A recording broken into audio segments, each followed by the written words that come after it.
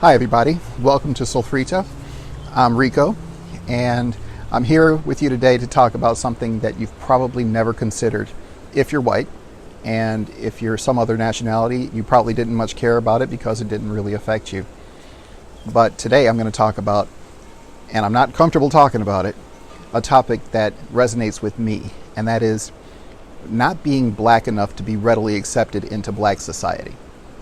As you can tell, I'm black. I'm a black man. I'm in my 40s.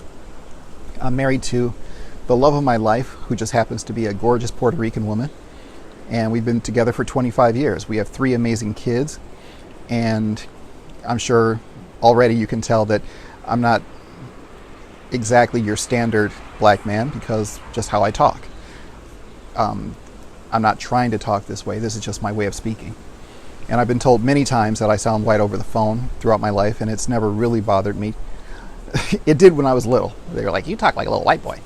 But as I've become a man, it's just something that I've been aware of, but it doesn't bother me because I was born to speak properly. So when I was like 4 years old, my family moved me and my sisters to California. And to be quite honest, it was the greatest time of my life. I had tons of friends, all different colors and nationalities. And it was a great time to be a kid. You could ride your bike on Christmas. It was freaking phenomenal. And 6 years later, we wound up moving back to Detroit and back to the hood. And as you can guess, I stood out like a big sore thumb. I had this big vocabulary and a big mouth to match. So needless to say, I caught a few ass beatings from my classmates along the way because I was basically too white in their opinion. And I wasn't black enough for the other kids to treat me like one of them. And it went on like this throughout my whole scholastic career. It was tough on me. It was tough on my parents.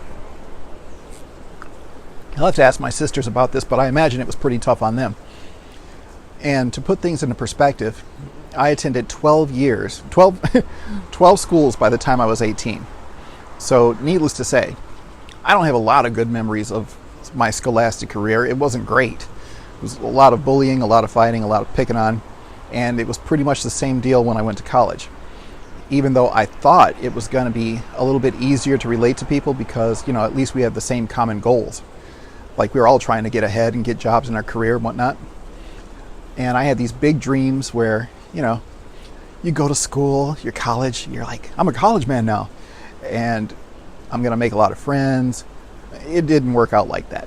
So after I left college, I went to work at a jazz club bartending, and it was amazing because, I got to hang out with a lot of cool people. Like jazz musicians are probably the coolest people you can meet. And I learned how to communicate and take my time and not be so all the time. I really learned how to chill and listen. And I kept the conversations light because I didn't want people to once again judge me based on the way I spoke. So I dated while I was there, and it was good.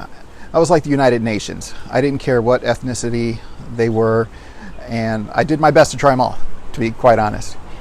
But every time I brought a girl home, my parents were always kind of hoping that she'd be a black girl, and they were not really overexcited by the variety of ladies that I brought home. And whenever we broke up, me and a black girl, my parents would always ask months later, hey, how's Susie doing? Or whatever her name was. And I was already like on to the next one. And so it kind of like scratched my nerves a little bit. Anyway, I wound up finding Myra. We got married after a ridiculously short amount of time. I called up her house one day and spoke to her mother, and she immediately asked Myra, so who's this Blanco that you're talking to? Which is not uncommon for me. I was totally used to it. So we had a super brief courtship. We were only dating for 111 days before we got married. And we've been together 25 years, and it's been amazing. But when I first got into the family, I immediately felt a sense of cultural belonging. Even though, I've been a slow study in Spanish, there's some days where I truly, genuinely feel more Puerto Rican than black. And the truth of the matter is, I feel ethnically neutral, like a chameleon. And I'm not sure if anybody else feels this way. I haven't really been touched by overt racism, professionally or personally, and I feel pretty lucky about that because I just want to feel like a regular dude. I don't want to be measured by my race or my color. Don't get me wrong though, I'm well aware that I'm black, and I'm also well aware that there's just some places that I'm not welcome. I literally refuse to go down south. My sister lives in North Carolina, and I have no desire whatsoever to cross the Mason-Dixon line. I am not about that drama, and that whole region has blatant pockets of segregation. I mean, why would anybody in their right mind visit, or much less move to a place that the color of your skin still determines the treatment you receive on a daily basis? Why would you do that? I am absolutely proud to be a black man. Truly. I love my color. I can tan better than anybody. My last name is actually Black. Truly. I had a great dad who taught me what it means to be a great father. Both my parents were married until the day they died. I'm in a positive relationship thanks to my parents. My mother and sisters taught me how to treat women nicely and fairly and with respect and not to be a doormat. I lived in a black household. I mean, how could you not absorb everything there is to absorb? I learned how to cook, how to hustle, in a world that I learned how to thrive in a world that was designed to discourage my prosperity. I have all that training, and a lot of it's come in really handy. But as far as those other unspoken rules, like marrying within my race or staying in my neighborhood or having a bunch of black friends and watching stereotypical movies, that's not a big priority for me. I mean, TV shows like Tyler Perry, dude, you're not doing anything for us. Really. As a people, you're doing nothing for us. And partially because of him, I feel like that's really limited my friendship circle. I've only got like 10 non-family black friends that I can say, I would bail this person out of jail anytime. And so it's nice to have those core friends, but at the same time, I don't have any problem with talking to anybody, and I don't feel ostracized by any other race because of my blackness. One of the reasons we moved to the most geographically isolated place on earth was because we lived in a bad neighborhood in Detroit, and we just didn't want our kids growing up with gunplay. Our house got shot up. Well, our neighborhood got shot up all the time in Detroit. And we had to move. We wanted to get to Hawaii, and we struggled for like 10 years to get here. We wanted the kids to grow up in a safe environment. We didn't want early pregnancy or bad relationships. And fortunately, I work in an industry where my color doesn't really matter. And that's great. And on the rare occasions that it did, it was to help other black people to enhance their business. And I'm super proud of that. I'm proud that I'm able to do that. And I'm also super happy that I'm able to work from home. I work at my house on an island where most of the locals are darker than me. So racism here is not that big of a deal for black people, at least, because there are black people here in Hawaii, it's true, and not all of them are in the military. I never was in the military. But we moved out here to get a fresh start, to start our own family tree.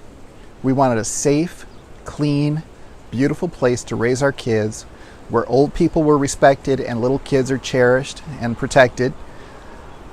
Did you know in Hawaii, the children out here call their elders auntie and uncle?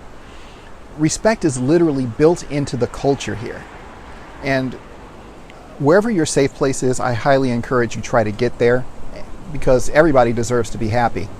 It took us 10 years to get here, and we love it. The pace is slower, the people are genuinely friendlier, the kids are thriving, and I'm not saying any of this to brag, but I am trying to let people know that life is really too short to have to deal with the violence and the fear and the institutional racism every single day. You shouldn't have to live like that. That's horrible. There's a lot of people that go through life never treated that way. And nobody should be. Everybody should be a human being to each other, regardless of their skin color or their race or their nationality or their creed or their sexuality. Everything should be open and fair. And nobody should treat anybody else like crap just because of it. You shouldn't be underpaid or undervalued because of how you look, especially when you compare it to somebody who has a better complexion and exactly the same skill set. It's not right. Do you guys remember that show Blackish? It's kind of like fading in the ratings, and so you don't hear too much about it. But when it first premiered, I was really interested in it. It was funny, it was smart, and it really resonated with me on a level because the husband worked in advertising, just like I did. The kids had a very racially diverse friend group, just like my kids do. And it seemed good at the time. But after a while, I realized that it really was just all about race. All the time. And I had to stop watching because the real world isn't like that. I mean, not every day am I accosted by somebody saying, "Hey, you're black." No, it's not like that for me. And this show kind of makes it that way, and it's not right. I just don't see racism playing that big of a factor into my personal life on a daily basis. In Hawaii, I'd use probably 10% of my consciousness to consider my race when dealing with others. In Detroit, it was probably about 30%. In Arizona, because Joe Arpaio hated everybody, it was about 40%. And in California, it was 50%, no question about it, because where I worked at the agency, there was only like 10 people out of 150 employees who were black. And in my neighborhood, we were the only family of color. We lived in Tahunga, if you've ever heard of it. It's just outside of Pasadena. And this is going to sound strange, but to be honest, I feel slightly guilty for not having been discriminated against to the level that other people have. And I'm not going to get all meta on you about it, but since my soul never really felt a kinship to black culture, I've never really felt the weight of racism on my shoulders. And like I said, I'm aware and cautious of it and conscious of it, even though I've never really been deeply affected by it. So it makes it hard to walk the walk when you've got to sit on the bench of racism most of your life. And I'm putting this vlog out here because it's not really a subject I can broach with my white friends or my black friends or my Asian friends or my Hawaiian friends. It just doesn't resonate with them, and they wouldn't get it because they've never had to go through the lack of diversity or cultural meanness. So my personal situation probably falls on deaf ears, especially if I'm talking to a black person who's been racially provoked or downtrodden. I'll get my black card revoked super quick if I bring that up. Also, I've got a lot of stuff on my plate. It's hard for me not to cuss. I'm a cusser by nature. We got the pandemic, we got the recession, we got this guy in office, and even though my genealogy is crowded with persecution, none of that really matters. It's not a conversation that I even bring up because I don't have a dog in this fight. And for the past 400 years, black people have been treated really bad. And they rose up in the 60s because they were fed up with injustice and victimization. And it's like that now, and it's kind of a reboot, but 2020. So it's more connected, and it's more global. And hopefully it actually leads to something that'll really make some fundamental change. But what really matters to me, Rico, is being a good human, a good husband, and a good father to my wife and kids. And literally everything else comes in a distant second to that. My race has nothing to do with how I take care of my family. I've been compared to Carlton, and it doesn't bother me. I've been mistaken for white over the phone. It doesn't bother me. I've been complimented on how well I speak, which is weird, like it's some kind of miracle to speak proper English. It's really not. Anybody can do it. My question for you, audience, is have you ever been shamed for not being enough of your race? Have you ever been shamed for dating outside of your race? I have, but that's about the extent of it. I mean, people have questioned why I am the way I am, but you could say that of anybody. How can you really be anything but who you are? All I can tell you is that I do recognize the unfairness of everything that's going on, and I feel truly blessed to have been shielded from the worst of it. So I guess the takeaway from this whole episode is that I feel like an outcast within my own race. But I'm okay with that because I'm a brother to every race in my mind. And if there's anybody else out there that feels this way, like this video, leave a comment. I know this is a weird confessional kind of thing, and I'm not going to do this very often because, you know, it's weird to me. It's not like the real world. But check out our channel. We've got other amazing shows on this channel. And I'm just going to tie it up. Definitely give me your thoughts and your feelings on this particular topic. I'd love to hear from you. I'd love to get your take on it, especially if you're in exactly my same position.